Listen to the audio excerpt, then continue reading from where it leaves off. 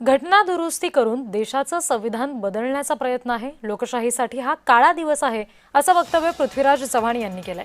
तर काँग्रेस नेते नाना पटोले यांनी सुद्धा या सगळ्या मुद्द्यावरून टीका केली आहे। हे ऑपरेशन टायगर नाही तर ऑपरेशन गिधाड आहे असं पटोले म्हणाले। हे लोकशाहीचे लचके तोडतायत अशी टीका सुद्धा पटोलेंनी केली।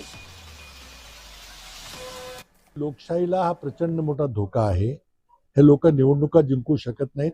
लोकसभेला काय झालं आपण बघितलं, जी प्रामाणिकपणे निवडणूक घेतली गेली त्यात आम्ही जिंकलो, पण नंतर SIR करून नंतर मग मतं वाढवून दुबार मतदान करून EVMचे घोटाळे करून आता विधानसभा जिंकल्या, पण त्यांना ते लोकसभेमध्ये बहुमत आणून सगळं राजकारण बदलून टाकायचं, सगळे मग घटना दुरुस्ती सहज करता येईल आणि एका माणसाची हुकुमशाही देशामध्ये प्रस्थापित करायची, आणि हे सगळं चाललेलं आहे।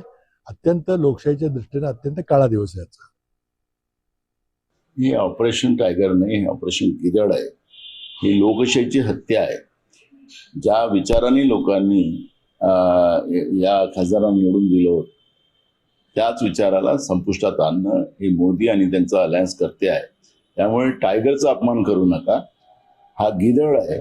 हे लचके काढणारी लोक आहेत आणि म्हणून हे ऑपरेशन गिधाड आहे। कुठेतरी कोट्यवधी रुपये देऊन हे सगळं झालं असल्याची आरोप केले। पैशाची कमी काय या लोकांचा, देशच विकलेला आहे मोदी आणि त्यांच्या अलायन्सने।